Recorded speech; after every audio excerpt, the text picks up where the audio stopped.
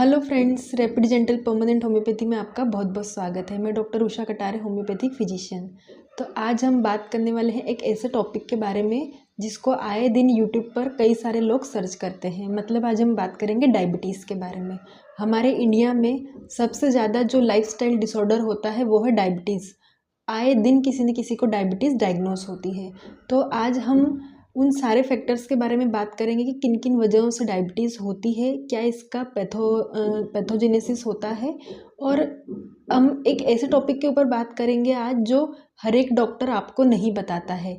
मतलब हम ये जानने वाले हैं आज इस वीडियो में कि कैसे डायबिटीज़ होने पर भी आप बिना किसी दवाई से और डायबिटीज़ को रोक सकते हैं, इसे और ज़्यादा आगे बढ़ने से आप इसे रोक सकते हैं। तो किस पॉइंट पर आपको किस तरीके का कंसर्न लेना है इस डिसीज़ के होने पर, इन सब बातों के बारे में आज हम लास्ट में चर्चा करने वाले हैं। तो इस वीडियो को आप पूरा देखें और लास्ट में मैं जो आपको बताने वाली हूँ इस वीडियो में उसे बहुत ही ध्यान से समझें कि मैं क्या कहना चाहती हूँ आपसे। तो हम स्टार्ट करते हैं डायबिटीज़। तो डायबिटीज़ को हम एक कॉमन लैंग्वेज में शुगर कहते हैं कि व्यक्ति को शुगर हो गया है। तो हम इसे शुगर क्यों कहते हैं? क्योंकि जब हम कोई फूड खाते हैं तो उसमें जब कार्बोहाइड्रेट प्रेजेंट होता है, तो जब ये कार्बोहाइड्रेट हमारी बॉडी के कांटेक्ट में आता है तो इसका जब ब्रेकडाउन होता है, कोई भी न्यूट्रिएंट हमारी बॉडी में आता है तो वो डायरेक्ट उसी फॉर्म में बॉडी उसे नहीं लेती है। बॉडी उसे अपने तरीके से अपने स्टाइल में पहले उसका ब्रेकडाउन करती है और फिर उसे बॉडी के अंदर एब्जॉर्ब करती है और उसे डाइजेशन कराती है। तो जब कार्बोहाइड्रेट हमारी बॉडी में आता है तो उसे उसका ब्रेकडाउन करके उसे ग्लूकोज में कन्वर्ट कर दिया जाता है। तो ये ग्लूकोज ही शुगर कहलाता है, इसे हम कॉमनली शुगर कहते हैं। तो जब भी हमारी बॉडी में ग्लूकोज का लेवल बढ़ता है तो हमें डायबिटीज़ डायग्नोस होती है और इसीलिए हम इसे शुगर भी कहते हैं, क्योंकि ग्लूकोज को ही हम शुगर कहते हैं। तो अगर हम सिंपली समझना चाहें कि होता क्या है बॉडी में ऐसा कि जिसकी वजह से हमें शुगर हो जाता है, तो ऐसा समझ लीजिए कि हमारी बॉडी की जो सेल्स है वो सारी की सारी मिला के एक घर है। बॉडी की सेल्स को हम थोड़ी देर के लिए एक घर समझ लेते हैं और बॉडी उसका घर का एक दरवाज़ा होता है। तो उस दरवाजे को हम कुछ एक्टिव एंजाइम समझ लेते हैं। ये एंजाइम्स क्या है? वो दरवाज़ा है उस घर का। और जो इंसुलिन है उसे हम एक पहरेदार बना देते हैं जो उस दरवाजे को रोज़ खोलता है, ठीक है। और जो ग्लूकोज है वो उस घर में एक मेहमान की तरह आता है। तो ग्लूकोज का हमारी बॉडी में काम क्या होता है? हमारी बॉडी की सारी सेल्स को एनर्जी प्रोवाइड करना। अगर हमारी सारी सेल्स में एनर्जी नहीं होगी, एटीपी जनरेट नहीं होगी, कैलोरीज प्रेजेंट नहीं होगी, तो हमारी बॉडी ना ही कुछ वर्क कर पाएगी, ना हम कभी एक्टिव दिखाई देंगे, ना हम कुछ करने के कभी लायक बनेंगे। हमारी बॉडी में एनर्जी के नाम पे कुछ भी नहीं रहेगा अगर हमारी बॉडी के पास ग्लूकोज नहीं होगा। तो ये जो ग्लूकोज है ये मेहमान बन के और उस दरवाजे तक आता है, ठीक है। तो वहाँ पर इंसुलिन एक पहरेदार है, उसका क्या काम है? उस दरवाजे को खोलना। तो वो जो दरवाज़ा है वो एक एक्टिव एंजाइम है, तो वो इंसुलिन उस दरवाजे के ऊपर आके बैठ जाता है। यानी कि उस दरवाजे को ऊपर बैठ के वो उसे एक्टिव एंजाइम से कहता है कि अब तुम्हें खुलना है, और वो इस तरीके से इस दरवाजे को खोलता है ताकि ग्लूकोज उस दरवाजे से सेल के अंदर, मतलब उस घर के अंदर जा सके, ठीक है। तो जब वो उस घर के अंदर जाता है तो हमारी बॉडी में एटीपी एनर्जी जनरेट होने लग जाती है। तो जब किसी व्यक्ति को डायबिटीज़ होती है तो क्या होता है कि ये जो इंसुलिन है पहरेदार, इसका प्रोडक्शन ही नहीं होता है। इंसुलिन कहाँ से बनता है हमारी बॉडी में? पेनक्रियास की बीटा सेल्स में इंसुलिन का प्रोडक्शन होता है। तो टाइप 1 डायबिटीज़ में क्या होता है कि ये इंसुलिन पेनक्रियास से बनता ही नहीं है, तो ना ये बनेगा, ना ही वो उस दरवाजे को जाके खोलेगा, ठीक है, ना ही ग्लूकोज अंदर की तरफ जाएगा। ये टाइप 1 डायबिटीज़ में होता है। टाइप 2 डायबिटीज़ में क्या होता है कि वो बनता तो है, वो उस दरवाजे के पास आता भी है, लेकिन वो उस दरवाजे के ऊपर बैठकर, मतलब उस एक्टिव एंजाइम के ऊपर बैठ के और उस दरवाजे को खोल नहीं पाता है, उसे सिग्नल नहीं दे पाता है कि उस दरवाजे को अब खोलना बनना है, तो मतलब बनने के बावजूद भी इंसुलिन अपना काम प्रॉपरली कर नहीं पाता, जिसकी वजह से जो ग्लूकोज हमारे ब्लड में है वो हमारी सेल तक नहीं पहुंच पाता है और हमारी बॉडी में सारे डायबिटीज़ के सिम्टम्स डेवलप होने लग जाते हैं। ठीक है, तो इस तरीके से टाइप 1 और टाइप 2 डायबिटीज़ होता है। आई होप कि आज के बाद आप कभी भी डायबिटीज़ की स्टोरी को नहीं भूलेंगे। ठीक है, तो अगर हम इसके कारणों की बात करें तो जो इसका सबसे पहला कारण होता है कि आजकल की लाइफस्टाइल, लोगों ने जिस तरीके की लाइफस्टाइल को एडमायर किया है, लोग कभी भी कुछ भी खाते पीते हैं, कभी भी सो रहे हैं, कभी नहीं सो रहे हैं, मतलब अपनी लाइफ का कोई प्रॉपर शेड्यूल नहीं है। इतनी बिजी लाइफ है कि लोग अपने शेड्यूल को फॉलो भी नहीं कर पाते हैं, ना टाइम पर सोते हैं, ना उठते हैं, ना टाइम से खाते पीते हैं, खाने में भी कुछ तो भी चीज़ें खाते हैं, क्या न्यूट्रिशन ले रहे हैं इसका भी उन्हें ख्याल नहीं होता है। तो ये जो बदलती लाइफस्टाइल है और उसमें जो हमारा पैटर्न चल रहा है, उसकी वजह से सबसे ज़्यादा डायबिटीज़ के केसेस अब देखने को मिलते हैं। लोगों में चीज़ों को पाने की जो रेस है, जिस दौड़ में लोग चल रहे हैं, कुछ अचीव करने की जो दौड़ है, उसमें लोग अपनी बॉडी का बिल्कुल भी ध्यान नहीं देते हैं, तो उस वजह से भी डायबिटीज़ आपको होती है। आप कई तरह की चीज़ों का स्ट्रेस अपने दिमाग में लेके चलते हैं। मॉडर्न सिविलाइजेशन की वजह से लोगों को फैमिली का प्रेशर होता है, काम काज का प्रेशर होता है और भी अपने अदर चीज़ों का स्ट्रेस रहता है दिमाग में, तो जिसकी वजह से लोग कभी भी अपने डाइट पर ध्यान नहीं देते, अपनी बॉडी के बराबर पोषण पर, उसकी हेल्थ के ऊपर बिल्कुल भी कंसर्न नहीं करते हैं, अलग चीज़ों की रेस में लगे हुए। तो एक स्ट्रेस इसका कारण भी हो सकता है, एक लाइफस्टाइल इसका कारण हो सकता है, एक जेनेटिक और हेरिडिटरी प्रॉब्लम्स की वजह से भी डायबिटीज़ होती है। मतलब अगर आपके दादा परदादा, आपके पिता को, आपकी माता को अगर डायबिटीज़ है तो आप में भी डायबिटीज़ के सिम्टम डेवलप हो सकते हैं इन फ्यूचर। ठीक है, तो एक जेनेटिक एंडोक्राइनल होता है, मतलब आपके हार्मोनल डिस्टर्बेंस की वजह से भी आपकी बॉडी में डायबिटीज़ के सिम्टम डेवलप हो सकते हैं। तो ये सारी चीज़ों की वजह से आप में डायबिटीज़ देखने को मिलता है। ठीक है, तो अगर हम इसके सिम्टम्स की बात करें तो इसमें हमें पॉलीयूरिया देखने को मिलेगा, मतलब बहुत ज़्यादा यूरिन का प्रोडक्शन, मतलब आप बार बार यूरिन पास करने के लिए जाएंगे। ठीक है, ऐसा क्यों होता है? क्योंकि ब्लड के अंदर बहुत ज़्यादा ग्लूकोज प्रेजेंट है। जब सेल ग्लूकोज को लेने से इनकार कर देती है, वो दरवाज़ा नहीं खुलता, तो वो ग्लूकोज जाएगा कहाँ? वो हमारे ब्लड के अंदर ही बहुत ज़्यादा अमाउंट में फैल जाता है। इसीलिए जब हमें डायबिटीज़ होती है तो हमारे ब्लड को निकाला जाता है और उसको टेस्ट किया जाता है, जिसमें हमें पता चलता है कि कितना ग्लूकोज बॉडी में प्रेजेंट है या हमारे ब्लड में प्रेजेंट है। ठीक है, क्योंकि वो हमारे ब्लड में ही फ्लो करता रहता है, क्योंकि उसे और कहीं जाने की परमिशन होती ही नहीं है, वो दरवाजे, वो सिग्नल्स ओपन होते ही नहीं, इसलिए वो ब्लड में ही प्रेजेंट रहता है। तो ब्लड क्या होता है? किडनी के पास जाके फिल्टर होना उसका काम होता है, और जो भी उसमें वेस्ट प्रोडक्ट है उसे किडनी बाहर निकाल देती है। जो अच्छा ब्लड रहता है वो वापस हमारी किडनी बॉडी में पहुंचा देती है और वो सर्कुलेट होता है सारे ऑर्गन्स में। तो जब ब्लड के अंदर बहुत सारा ग्लूकोज प्रेजेंट होगा तो वो किडनी के भी पास आएगा, तो किडनी हमेशा यही कोशिश करेगी कि ज़्यादा से ज़्यादा उस शुगर को बाहर निकालने की पूरी कोशिश करेगी। तो इसीलिए वो बार बार यूरिन पास करने की हमें सिग्नल्स देगी। इसीलिए हमें जब डायबिटीज़ होती है तो हम बार बार यूरिन पास करने के लिए जाते हैं। एक होता है पॉलीडिप्सिया, मतलब बार बार व्यक्ति को प्यास लगने लगेगी। प्यास क्यों लगेगी? क्योंकि किडनीज की डिमांड है कि वो बार बार यूरिन पास करे, और यूरिन पास करने के लिए ज़्यादा से ज़्यादा अमाउंट में हमारी बॉडी में पानी का होना ज़रूरी है। तो पानी कहाँ से आएगा? या हमारी बॉडी में जब हम पानी पिएंगे तो वो पानी ब्लड में चला जाएगा और बॉडी के थ्रू वो किडनी उसे बाहर निकालेगी, क्योंकि उसे शुगर को बाहर निकालना है तो उसे पानी चाहिए। तो इसीलिए हमें बार बार प्यास लगने लगती है। और एक कारण ये भी है कि बॉडी को एनर्जी की ज़रूरत है, और पानी के अंदर भी कई तरीके के न्यूट्रिएंट्स पाए जाते हैं। तो जब ग्लूकोज बॉडी तक प्रॉपरली नहीं पहुंच पाता, सेल्स तक नहीं पहुंच पाता, तो बॉडी की पानी की प्यास की डिमांड बढ़ जाती है, ताकि वहाँ से कोई थोड़ा बहुत न्यूट्रिएंट बॉडी को, सेल्स को मिल जाए। तो इसलिए भी प्यास लगती है बहुत ज़्यादा। तो पॉलीफेजिया, एक होता है पॉलीफेजिया, मतलब बार बार भूख लगती है।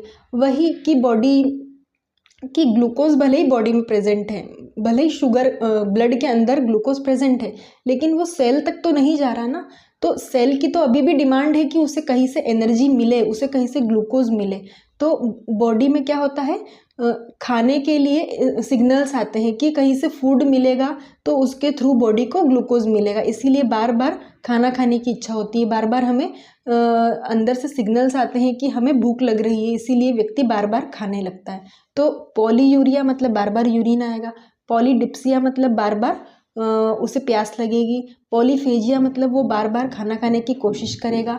एक होता है ग्लाइकोसूरिया, ग्लाइकोसूरिया मतलब उसके यूरिन में बहुत ज़्यादा अमाउंट में ग्लूकोज डिटेक्ट होगा, जैसे उसके ब्लड में शुगर मिलेगा सेम उस पेशेंट के यूरिन में भी शुगर मिलेगा। क्यों? क्योंकि वही ब्लड जिसमें ग्लूकोज बहुत सारा था वही फिल्टर होने के लिए किडनी के पास आया था। तो नॉर्मल अगर ब्लड होता तो उसमें नॉर्मल शुगर होता, उसमें ज़्यादा ग्लूकोज है इसीलिए यूरिन में भी बहुत ज़्यादा फिल्टर होके ग्लूकोज आया है, तो इसीलिए हम उसे ग्लाइकोसूरिया कहते हैं। ठीक है, व्यक्ति के अंदर मसल्स में बहुत ज़्यादा वीकनेस मिलेगी, ओवरऑल बॉडी में बहुत ज़्यादा वीकनेस मिलेगी, बॉडी को प्रॉपर न्यूट्रिएंट ग्लूकोज एनर्जी नहीं मिलेगा, उसकी वजह से बॉडी कैसी हो जाएगी, लीन थिन और इमेशिएटेड, मतलब व्यक्ति बहुत ज़्यादा दुबला पतला होने लग जाएगा, उसका बॉडी वेट घटने लग जाएगा। कीटो एसिडोसिस देखने को मिलेगा कुछ पेशेंट्स में। कीटो एसिडोसिस तब देखने को मिलेगा जब व्यक्ति में बहुत ही ज़्यादा इंसुलिन की कमी हो जाएगी या ब्लड में बहुत ही ज़्यादा ग्लूकोज मिलेगा, ब्लड बॉडी की सेल्स तक वो ग्लूकोज नहीं पहुंचेगा, तो बॉडी फिर कंपनसेट कैसे करेगी, कहाँ से फिर वो एनर्जी लेके आएगी, उसे तो एनर्जी चाहिए ना, चाहे आपके पास दरवाज़ा खुलने का कोई रास्ता हो चाहे नहीं हो, उसे तो एनर्जी चाहिए। तो फिर बॉडी क्या करती है, फैट और प्रोटीन के थ्रू ही अपनी जो बॉडी की एनर्जी की डिमांड है उसको पूरा करने की कोशिश करती है। तो जब प्रोटीन का ब्रेकडाउन होता है और वो अमीनो एसिड में बदलता है तो उस वक्त बहुत ज़्यादा कीटोन बॉडीज़ का फॉर्मेशन होता है और वो एक वेस्ट प्रोडक्ट के रूप में और किडनी से बाहर निकाल दी जाती है। तो मतलब यहाँ पर एनर्जी चाहिए थी किससे, कार्बोहाइड्रेट से, लेकिन जब कार्बोहाइड्रेट से ग्लूकोज बॉडी तक नहीं पहुँच पाया तो बॉडी ने फिर प्रोटीन को ही धीरे धीरे अपनाना स्टार्ट कर दिया। तो थोड़ी बहुत जो डिमांड है ग्लूकोज की वो प्रोटीन कंपनसेट कर देगा, लेकिन पूरी तरह से नहीं कर पाएगा, फिर भी वीकनेस बनी रहेगी क्योंकि जिसकी ज़रूरत वही पूरा कर सकता है, ये तो सिर्फ उसके बदले में कुछ थोड़ा बहुत कंपनसेट करता है। ठीक है, तो जब प्रोटीन का ब्रेकडाउन होने लगेगा तो कीटोन बॉडीज़ हमारी ब्लड में बढ़ जाएंगी, तो इसकी वजह से क्या होगा, कीटो एसिडोसिस होने लगेगा। एक प्रूराइटिस की प्रॉब्लम होगी, स्किन की बहुत ज़्यादा इचिंग की प्रॉब्लम बढ़ जाती है, कोई भी इंजरी होगी तो वो जल्दी से हील नहीं होगी क्योंकि बॉडी में ब्लड में क्या है, शुगर मीडियम बहुत ज़्यादा बढ़ चुका है, और कोई भी बैक्टीरिया वायरस या इंजरी के लिए शुगर बहुत अच्छा मीडियम होता है अपने आप को ग्रोथ करवाने के लिए, इसीलिए कोई भी इंजरी जहाँ पर बैक्टीरिया वगैरह प्रेजेंट हो वो जल्दी से हील नहीं होती क्योंकि शुगर ही शुगर है ब्लड के अंदर। ठीक है, तो ऐसा होता है, एक कीटो एसिडोसिस होता है। एक इम्पोटेंसी की प्रॉब्लम होती है, मतलब इम्पोटेंसी मतलब मेल में इनफर्टिलिटी या मेल में स्टेरिलिटी आना, स्पर्म का डेवलपमेंट अच्छे से नहीं होता है क्योंकि हमने पढ़ा है कि स्पर्म के डेवलपमेंट के लिए फ्रक्टोज की ज़रूरत होती है और फ्रक्टोज भी ग्लूकोज का ही एक डेरिवेटिव होता है। तो जब फ्रक्टोज का प्रोडक्शन अच्छे से नहीं होगा तो स्पर्म का डेवलपमेंट भी अच्छे से नहीं होता है। तो ये सारे हमने उसके सिम्टम्स आज देख लिए। आई होप आपको उसके सिम्टम्स बहुत अच्छे से समझ में आए होंगे। बॉडी की व्यक्ति की पूरी बॉडी में दर्द सा बना रहने लगेगा जब शुरुआती दिनों में उसके ग्लूकोज या फिर डायबिटीज़ के सिम्टम आना स्टार्ट होंगे। ठीक है, तो ये सारे उसके कारण और ये सारे उसके सिम्टम्स हमने देख लिए हैं। अगर हम उसके मैनेजमेंट की बात करते हैं तो जब किसी व्यक्ति को डायबिटीज़ के सिम्टम देखने को मिलते हैं तो उसे कार्बोहाइड्रेट वाली डाइट थोड़ी कम कर देना चाहिए। मतलब अगर ग्लूकोज बढ़ रहा है तो ऐसी चीज़ें जिनमें ग्लूकोज पाया जाता है, जिनमें कार्बोहाइड्रेट पाया जाता है, वो सारी चीज़ों का खाना पीना आपको कुछ दिनों के लिए कम कर देना चाहिए। साथ ही आपको ऐसी चीज़ें खाना पीना चाहिए जिसमें प्रोटीन का कंटेंट ज़्यादा मात्रा में पाया जाता हो। ठीक है, तो डाइट आप अपने हिसाब से मेंटेन कर सकते हैं, ये कम्प्लीटली आपके हाथों में होता है कि कैसे आप मैनेज करते हैं। पानी की अमाउंट आप बढ़ा दें। ठीक है, आप प्रॉपर रेस्ट करें, लाइफस्टाइल में कुछ चेंजेस लेके आएँ, लाइफस्टाइल को प्रॉपर सुधारें, पहले की तरह करें। जब सोना चाहिए तभी सोएं, जब उठना चाहिए तब उठें। काम का स्ट्रेस आप नहीं लें, कोई भी इमोशनल स्ट्रेस आप नहीं लें। इस तरीके से आप अपनी सारी प्रॉब्लम्स को मैनेज करके और डायबिटीज़ से बहुत ही जल्दी छुटकारा पा सकते हैं। ठीक है, अगर हम होम्योपैथिक दवाइयों की बात करें तो शुगर का बहुत अच्छा ट्रीटमेंट होता है होम्योपैथी में। सारे मेंटल, सारे फिजिकल, सारे सिम्टम्स को कंबाइन करके जो एक पोर्ट्रेट बनता है, उससे शुगर के सिम्टम्स में काफ़ी रिलीफ देखने को मिलता है। कुछ मेडिसिन्स मैं आपको बताती हूँ स्टडी के पर्पज़ से, जैसे एसिड फॉस मेडिसिन है, जिसमें बार बार यूरिन जाने की इच्छा होती है, व्यक्ति बहुत दुबला पतला हो जाता है, बहुत स्ट्रेस में रहने लगता है, हर काम की उसे बहुत जल्दी होती है लेकिन वो कर नहीं पाता है अब, तो ऐसे पेशेंट को हम एसिड फॉस मेडिसिन प्रिस्क्राइब कर सकते हैं। एक मेडिसिन है जिम्नेमा सिल्वेस्टर और एक मेडिसिन है हमारे पास जम्बुलिनम, ठीक है, शीजियम जम्बुलिनम। ये दो मेडिसिन है जो शुगर में पैलिएटिव मेडिसिन का काम करती है, जो आपकी शुगर को कंट्रोल करके रख सकती है, ठीक है। एक मेडिसिन है हमारे पास फॉस्फोरस, जिसमें व्यक्ति दुबला पतला सा होगा, उसमें प्री मेच्योर सेनाइलिटी हमें दिखाई देगी, मतलब बार बार उसे उल्टी दस्त लग सकते हैं, बुढ़ापे जैसा उसका लुक दिखाई देगा, कैचेटिक सा होगा, दुबला पतला होगा, ठीक है, वीकनेस बहुत मार्क्ड होगी, ग्रे हेयर्स का प्रॉब्लम होगा। तो इस तरीके के सिम्टम हम इन मेडिसिन में देखते हैं। इनमें शुगर का बहुत ही अच्छे से मैनेजमेंट किया जा सकता है। तो कोई भी मेडिसिन आप अपने मन से लेने की बिल्कुल कोशिश ना करें। मैंने स्टडी के पर्पज़ से, स्टूडेंट्स के पर्पज़ से बताया है। अगर आपको डायबिटीज़ की समस्या है तो आप एक डॉक्टर की सलाह लेकर ही दवाई लें, क्योंकि हर एक पेशेंट में हर एक दवाई का अलग अलग रोल होता है। तो पेशेंट टू पेशेंट दवाई हमेशा बदल जाती है, चाहे बीमारी कोई सी भी हो। एक ही बीमारी में हर पेशेंट की दवाई अलग अलग होती है। तो हमने हमारा कॉन्टैक्ट नंबर भी शेयर करके रखा है, आप चाहे तो कॉन्टैक्ट भी कर सकते हैं। साथ ही में जो आपको आखिरी में बताने वाली थी, वो एक इम्पॉर्टेंट पॉइंट है कि हर एक डॉक्टर अपने हिसाब से शुगर के लेवल का एक अलग पैरामीटर रखता है। जैसे कुछ डॉक्टर के हिसाब से खाना खाने के बाद जो शुगर होता है वो 100 से 120 रहता है। कुछ डॉक्टर्स उसे 100 से 130 या 40 के इसमें मापते हैं। कुछ डॉक्टर्स जो होते हैं वो खाना खाने के पहले का जो शुगर होता है उसे 70 से 90 मानते हैं। कुछ डॉक्टर्स उसे 100 से 110 मानते हैं, कुछ 90 से 100 मानते हैं। तो थोड़ा बहुत फ्लक्चुएशन हर एक डॉक्टर के इसमें आता है, तो उस हिसाब से वो शुगर का डायग्नोसिस करते हैं।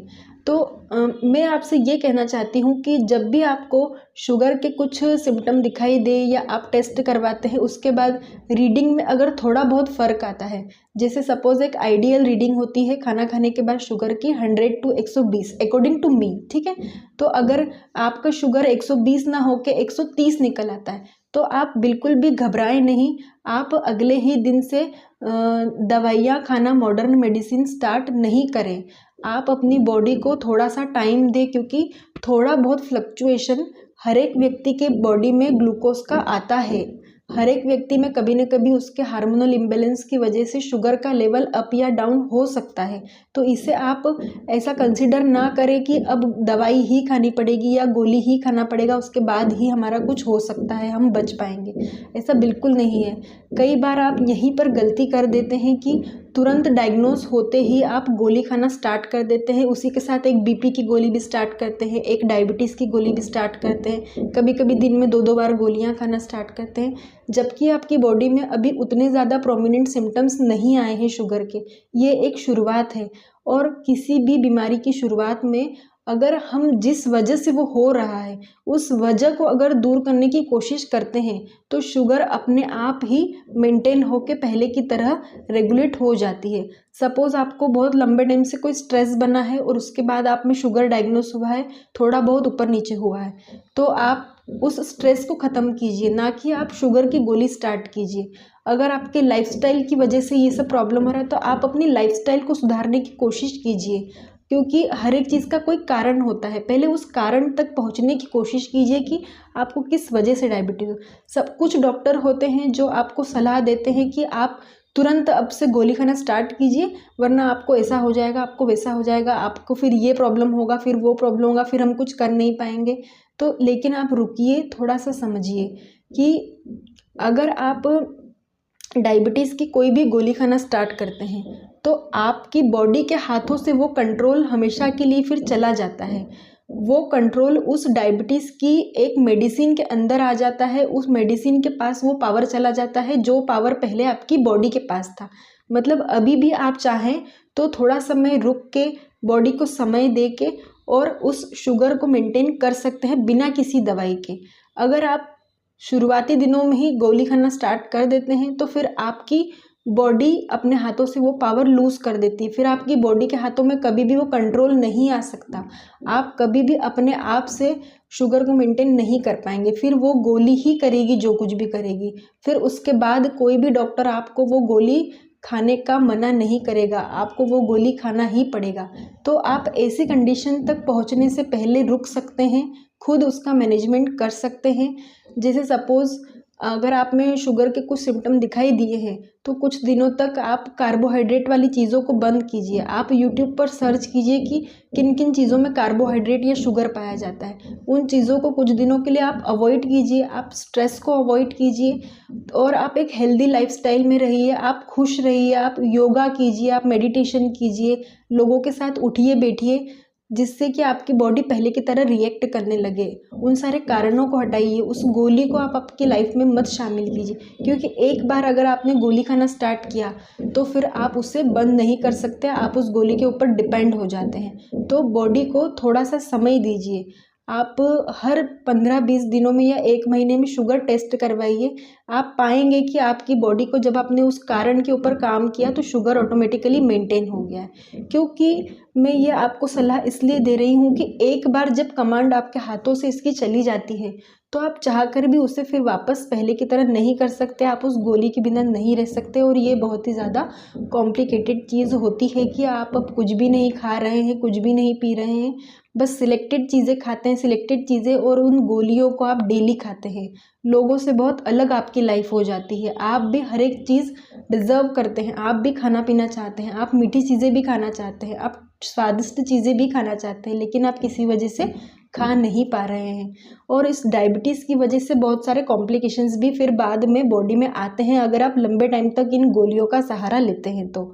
जैसे रेटिनोपैथी, आपको अपनी आँखों से रिलेटेड परेशानियाँ होंगी, आपको कम दिखाई देने लगेगा, आपको ब्लर दिखाई देने लगेगा, आँखें थक जाएंगी, आपकी किडनी प्रॉपर वर्क नहीं करेगी, नेफ्रोपैथीज़ होने लगेंगी, आपका जो फिल्ट्रेशन रेट है वो भी कम होने लग जाएगा, कीटो एसिडोसिस होगा, आपकी बॉडी में कीटोन बॉडीज़ बढ़ने लग जाएंगी, कोई भी इंजरी जल्दी से हील नहीं होगी।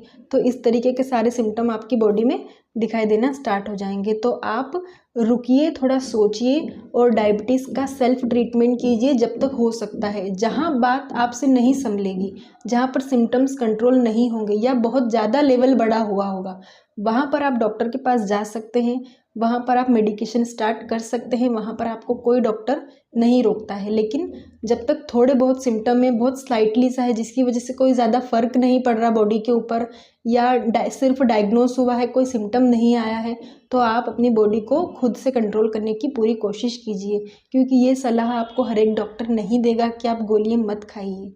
Thank you so much. अगर आपको ये वीडियो हमारा अच्छा लगा हो, हेल्पफुल हो, तो आप हमारे चैनल को लाइक करें, शेयर करें, सब्सक्राइब करें। ज़्यादा से ज़्यादा लोगों को आप ये वीडियो शेयर करें, क्योंकि आए दिन डायबिटीज़ के नए नए पेशेंट्स आते हैं। आई होप कि आपको ये वीडियो बहुत ही हेल्पफुल लगा होगा। Thank you so much.